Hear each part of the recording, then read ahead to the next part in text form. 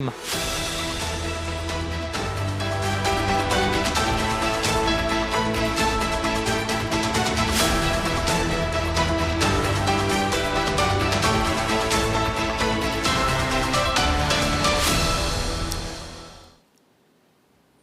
est 22 heures et nous sommes le mardi 25 octobre. Mesdames et messieurs, bonsoir et bienvenue dans cette édition de la soirée.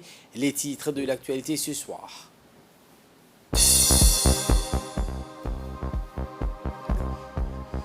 Le chef de l'État Ismaël Marguel a reçu ce matin au Palais de la République le président de la région Provence-Alpes de la Côte d'Azur. Dans l'actualité internationale, désigné pour être le nouveau Premier ministre, Rishi Sunak est le premier Indien. Voilà pour les titres. Merci si vous nous rejoignez sur Télé Djibouti. Le président de la République, Ismaël Marguel, a reçu ce matin au Palais de la République le président de la province d'Alpes, Côte d'Azur, M. Muselier, et sa délégation. Les partenariats dans les domaines de la recherche et les expertises universitaires ont été au centre de discussion. Une collaboration en matière de la décentralisation, le renforcement du niveau d'échange économique et commercial entre la région d'Alpes, Côte d'Azur en France et Djibouti ont longuement été abordés entre le président de la République et le président de la région sud de la France. Au cours de l'audience, la question du changement climatique et ses conséquences à Djibouti, mais aussi dans les pays de la région, ont été également évoquées. Côté djiboutien, le chef de la diplomatie djiboutienne, Mahmoud Ali Youssouf, le ministre de l'Enseignement supérieur et de la Recherche, Dr Nabil Mohamed Ahmad, le maire de Djibouti-Ville, M. Saïd Daoud, et le directeur général de la Société djiboutienne des chemins de fer, Mahmoud Roble Daber, ont assisté à l'audience.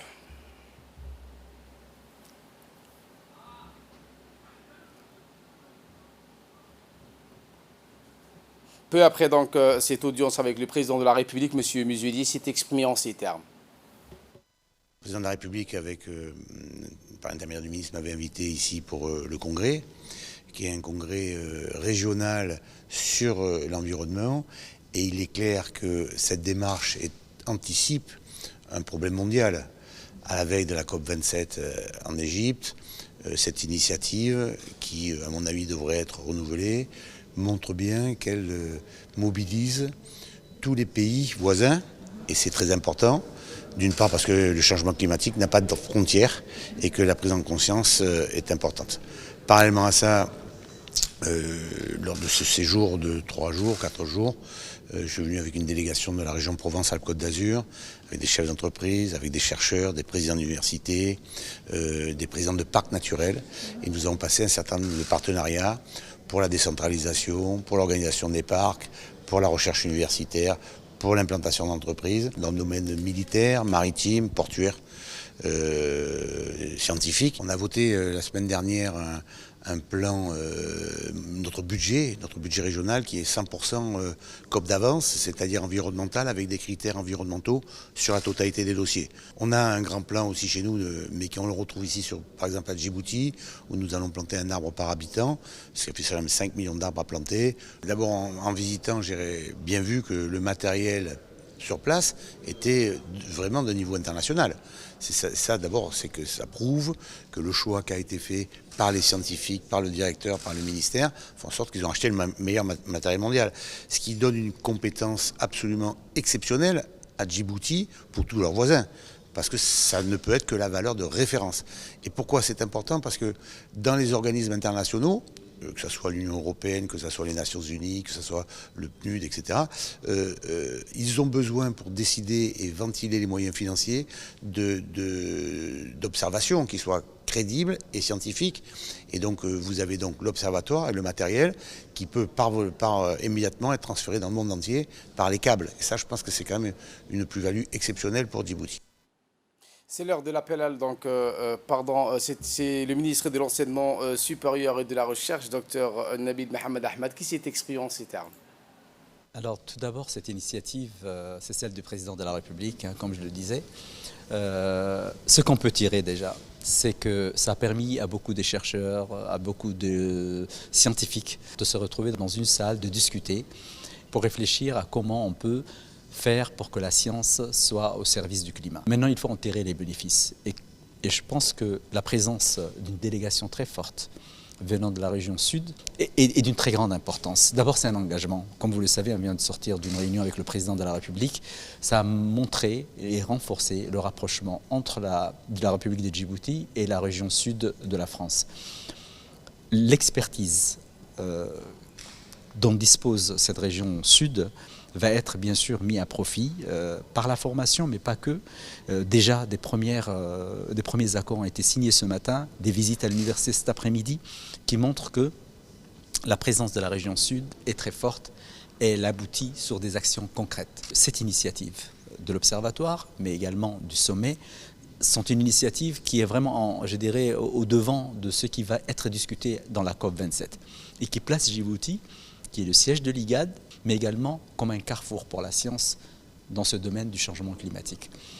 C'est, je dirais, une déclaration qui vient de tout le monde, pas du ministre de l'Enseignement supérieur de Djibouti, et nous devons maintenant concrétiser cet aspect-là pour travailler ensemble, mettre nos efforts ensemble, en unissant nos efforts, et tout à l'heure on parlait de ça, marcher seul ça peut être compliqué, marcher ensemble ça facilite la route et atteindre les ambitions. Et voilà qui nous ramène de parler de cette visite de courtoisie de l'ambassadeur kényan auprès du ministre de l'Éducation nationale et de la formation professionnelle, Moustapha Mohamed Mahmoud. Cette visite de courtoisie de M. Salim, l'ambassadeur, a été donc l'occasion pour discuter des sujets d'intérêt commun. Parmi les domaines identifiés, il est à noter qu'une place prépondérante a été accordée à la formation professionnelle ainsi les opportunités de stage à la fin de formation pour les étudiants de l'école d'hôtellerie d'Arta seront mises en place afin de permettre à ces derniers de renforcer leur acquis au sein d'une prestigieuse école hôtelière à Nairobi, l'école Utalia. Il a été également question d'élargir la coopération éducative à la formation des enseignants dans le domaine de l'hôtellerie, la mécanique, les gros engins, entre autres, un partenariat fiable sur un programme d'échange d'étudiants entre Djibouti et le Kenya.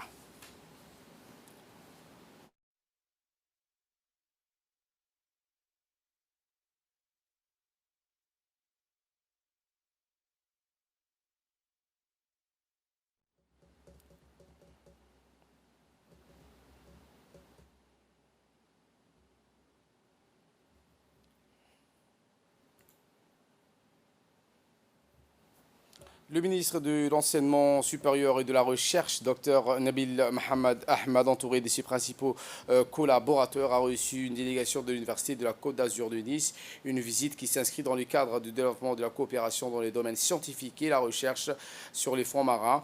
Il a également été question de la coopération dans le domaine de la recherche scientifique.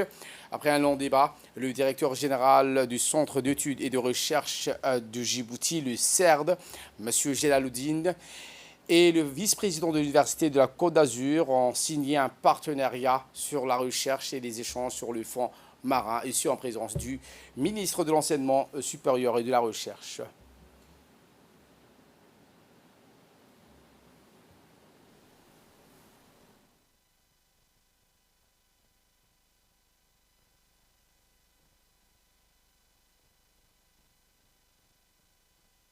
La convention est pour 3 ans, donc ça veut dire une période non négligeable pendant laquelle effectivement les différentes équipes concernées vont pouvoir d'une part mieux se connaître et puis surtout travailler sur un sujet ô combien important qui est l'aspect chimie et médecine et tout ce qui peut avoir comme conséquence sur les aspects pharmaceutiques.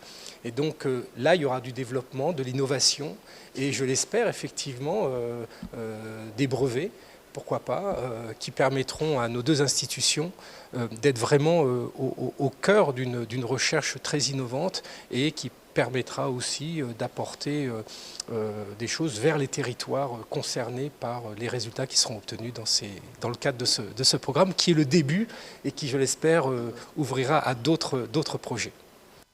Écoutons à présent le directeur général du CERD, M. Jelaluddin. Vous savez, le ministre de l'Enseignement supérieur et de la Recherche a organisé cet grand événement ici à Djibouti avec l'inauguration de l'Observatoire de recherche sur l'environnement et le climat.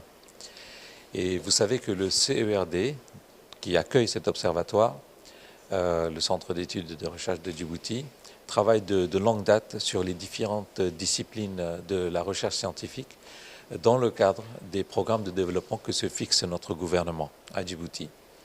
C'est notre rôle le plus important. Et à l'occasion de cette conférence, nous avons accueilli donc à Djibouti de nombreux de nos partenaires de par le monde, de la région et à Djibouti aussi. Et là, nous sommes très très heureux d'accueillir ce matin nos amis de l'université de Nice. Et nous avons donc, à travers les différents contacts de l'Institut de recherche médicinale, qui est dirigé par la docteure Fatouma, signé une convention qui traite une thématique spécifique, comme l'a signalé le vice-président, ici présent, c'est de travailler sur l'environnement et le milieu marin, que nous ne voyons pas tous les jours, et qui mérite vraiment toute notre attention, et à toutes les échelles, depuis les petites baies jusqu'aux océans sur la planète Terre.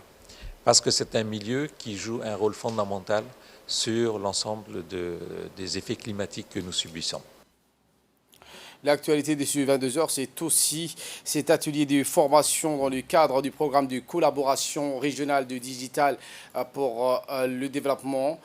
C'était à Sheraton Hotel et s'inscrit dans l'initiative de la Corne de l'Afrique pour le gouvernement numérique et la cybersécurité, un événement qui s'est tenu sous l'égide de la ministre déléguée à l'économie numérique et à l'innovation, Mme Mariam Hamadou, et la chef de la coopération de cette délégation de l'Union européenne à Djibouti, Mme Simona.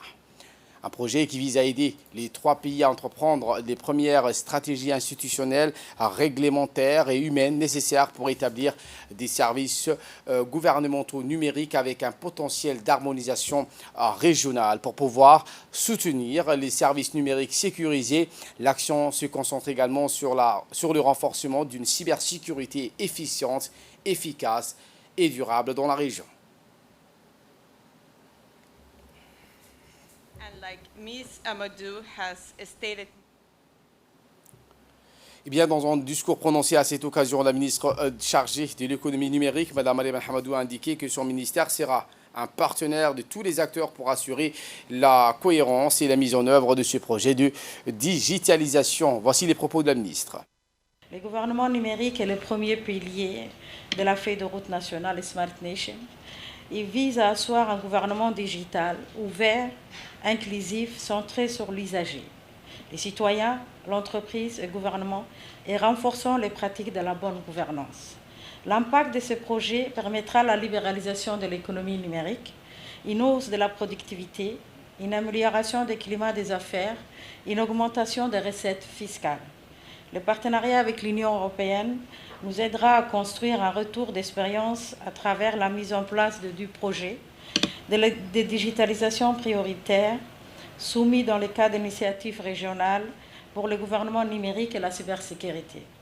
Cette première étape de Proof of Concept nous permettra, à l'issue de son évaluation, de concevoir une gouvernance efficace, de valider les choix de la technologie GovStack pour un déploiement généralisé à l'ensemble des services de l'administration et d'estimer de manière précise les investissements et les ressources à mobiliser. La démarche GovStack est basée sur l'utilisation de blocs de construction logicielle avec des fonctionnalités standards à partir desquels de nouveaux blocs peuvent être créés, adaptés et implantés par des équipes locales. Cette démarche garantit une mise en place rapide des blocs et des services, l'usage de l'open source. Il permettra une autonomie pour toute évolution future des besoins. La réussite de ce projet nécessitera une collaboration étroite des parties prenantes, bénéficiaires et porteuses de projets. Les ministères, les partenariats de tous les acteurs pour assurer la cohérence et la mise en œuvre. Ce projet, c'est le projet de département sectoriel.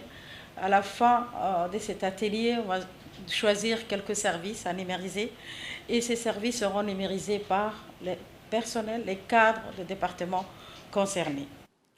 Ce soir, nous allons donc vous parler de l'intronisation du sultan de Tadjoura. Les détails dans cette séquence.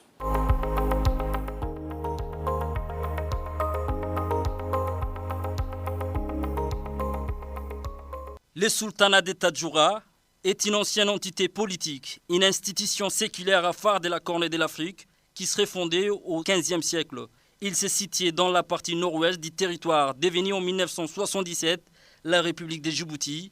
Le sultanat de Tadjoura est un mode de fonctionnement politique et social des affaires de la région de Tadjoura. Depuis plusieurs siècles, des lignages, les dignités et les burhantos se partagent les pouvoirs en alternant son sultan et son vizir. Ces pouvoirs s'appuient cependant sur les conseils des sages représentant l'ensemble des tribus, les Miglis, d'Ebnekouirima. Cet ensemble d'organisations renforce la cohésion et l'intégration tout en s'adaptant aux différentes situations historiques. Rappelons pour l'histoire que les cérémonies d'intronisation du sultan de Tadjoura se sont toujours déroulées sur un terrain vague le plus proche du domicile du souverain devant être couronné. Selon la tradition, il est à rappeler que les deux tambours sont immédiatement enterrés quand un sultan en exercice meurt. Ils ne sont déterrés que le jour de l'intronisation d'un nouveau sultan. Une fois déterrés, ils sont aussitôt confiés à des membres d'une tribu bien précise, chargés de les laver, les supports métalliques souillés par les temps passés sous terre, de confectionner de nouveaux tambours à l'aide du cuir neuf émanant des deux taureaux abattus pour la circonstance. La cérémonie d'intronisation aura lieu ce mercredi 26 octobre 2022 à Tadjoura-la-Blanche. Et en ce sens, nous assistons à une mobilisation massive de tous les acteurs engagés dans l'organisation de cet événement d'intronisation du nouveau sultan de Tadjoura. Une cérémonie grandiose à l'image de l'événement hautement symbolique. Cette cérémonie d'intronisation suscite un engouement populaire et une adhésion aussi massive à Tadjoura et dans son arrière-pays. Rappelons que durant ces semaines, la ville blanche a abrité plusieurs réunions susceptibles de rassembler tous les acteurs engagés dans l'organisation de la cérémonie, mais aussi des grandes personnalités venues du monde entier pour participer à une histoire qui s'écrit en participant à cette journée d'intronisation d'un nouveau sultan de Tadjoura, une journée qui a tout son sens pour les Afars, un peuple millénaire. La précédente intronisation d'un sultan avait eu lieu en 1985 sous les règne du feu Abdulkader Ahmed, décédé en 17 mai 2019. La cérémonie des deuils qui a vu la participation des autres autorités du pays qui ensemble ont lu la Fatiha et rendu un vibrant hommage en sa mémoire. Après 2 ans de deuil, nous assisterons à une cérémonie d'intronisation de grande envergure du 34e nouveau sultan en la personne d'Ali Habib Oumed. La radio-télévision de Djibouti est ainsi à pied d'œuvre et tous les moyens techniques et humains sont sur les terrains. Une large équipe de journalistes des différentes sections, afars comme Somalie, arabes et anglais et français, et les techniciens sont tous mobilisés pour assurer une très belle couverture de cet événement qui marquera de façon indélébile ses débuts du XXIe siècle. C'est toute une panoplie de structures techniques qui sont mises en place pour relever les défis dans des conditions optimales. Aucun détail, aussi petit soit-il, n'a été épargné par les organisateurs et participants à cet événement d'une importance capitale pour l'institution du sultanat de Tadjoura. Le centre d'instruction technique et tactique d'Ambouli a accueilli en son sein une cérémonie de l'honneur des athlètes masculins des forces armées djiboutiennes qui ont remporté haut la main les médailles d'argent et de bronze lors des compétitions internationales arabes de l'année 2022. À cette occasion, le général Zakaria Cheikh Ibrahim, chef d'état-major général des armées, a lui-même présidé cette cérémonie qui a également vu la participation de M. Saïd Hassan, président de la Fédération d'athlétisme du Djibouti, des hauts cadres de l'armée djiboutienne, ainsi que le commandant de la garde-côte djiboutienne, le colonel Waïs Omar Bokoré.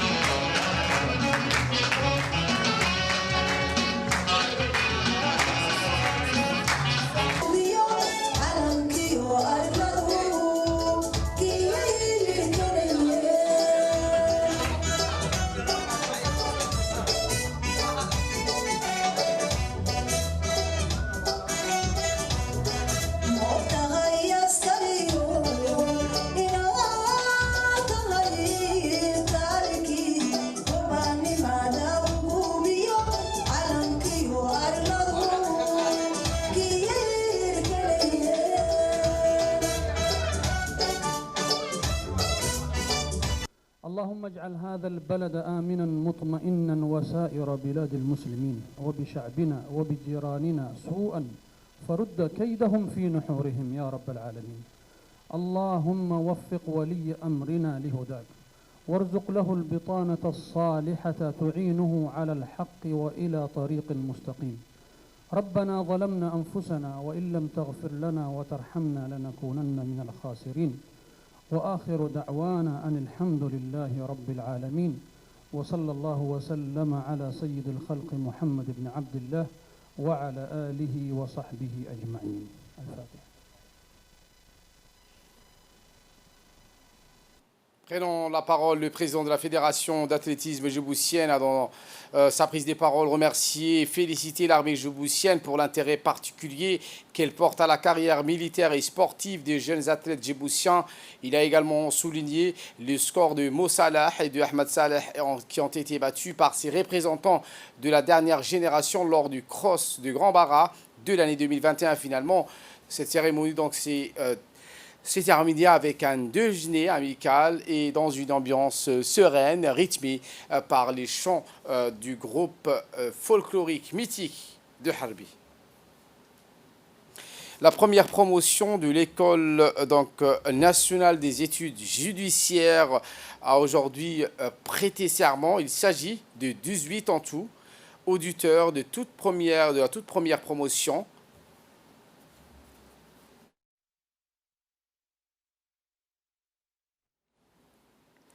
La séance solennelle de prestation a vu la présence du directeur de l'École nationale d'études judiciaires, M. Maktile Ibrahim, la première présidente de la Cour d'appel, Nima Ali Warsama, et le substitut procureur, des avocats de la Cour ainsi que des juges du parquet. Les nouveaux magistrats qui ont été assermentés aujourd'hui vont suivre des stages pratiques de 8 mois avant de pouvoir charger des grands dossiers de la justice. À l'issue de cette prestation de serment, le substitut du procureur général a rappelé devant la Cour que les nouveaux magistrats font désormais partie de la famille judiciaire.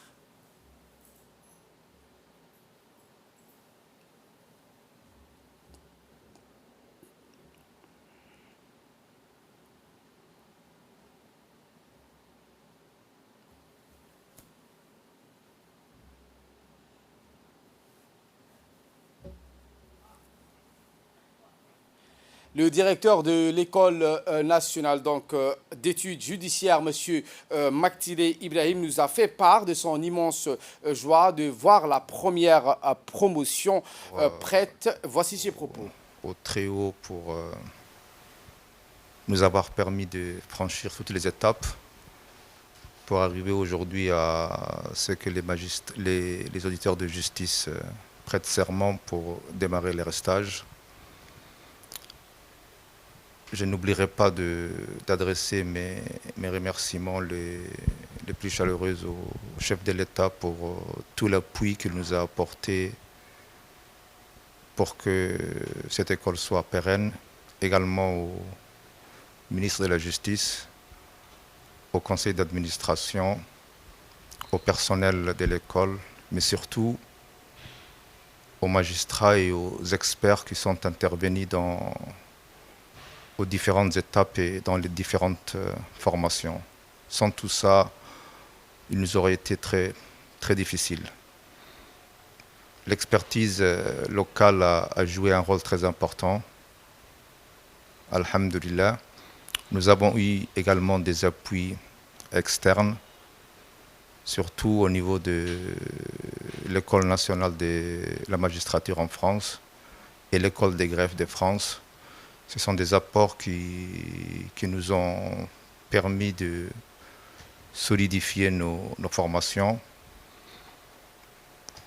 Un an après avoir démarré nos formations, donc au niveau théorique, nous sommes aujourd'hui dans la pratique.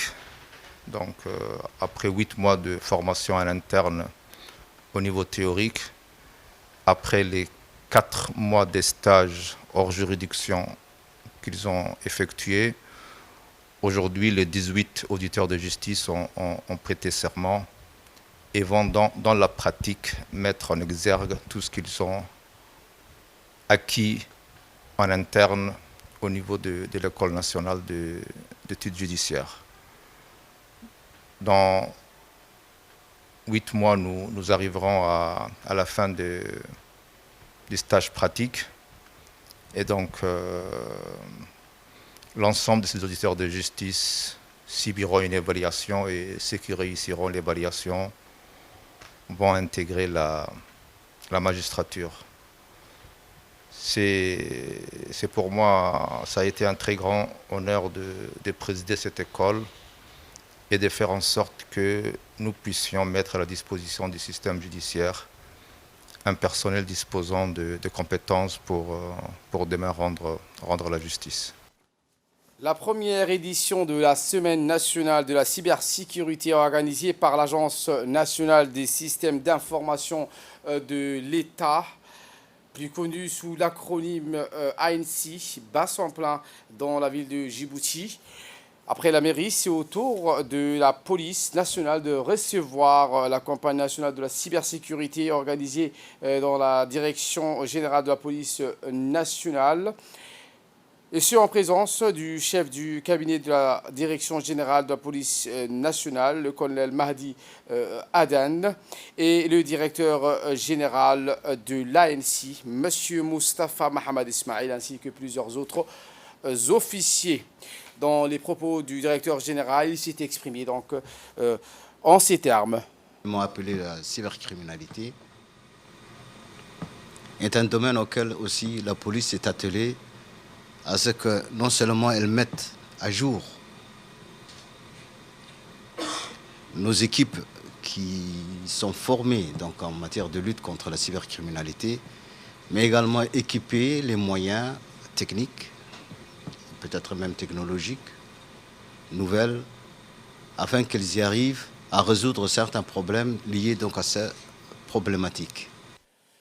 Monsieur Moustapha Mohamed Ismail, directeur général de l'Agence nationale de système d'information, a précisé que l'objectif de cette importante rencontre avec l'ANC et la police nationale était d'initier un cadre de coordination pour lutter efficacement contre la cybercriminalité. Voici les propos du directeur. Dans le cadre et à l'instar du reste des pays du monde, comme vous le savez, le mois d'octobre est dédié à la sensibilisation concernant la cybersécurité. Et l'ANSSI lance sa première édition de la Semaine nationale de cybersécurité avec pour objectif de sensibiliser les acteurs clés et les parties prenantes de cette question ô combien importante dans un monde en pleine transformation numérique où nous aspirons à dématérialiser de plus en plus les services publics pour les rendre plus transparents, plus modernes et surtout gagner en performance et en efficacité.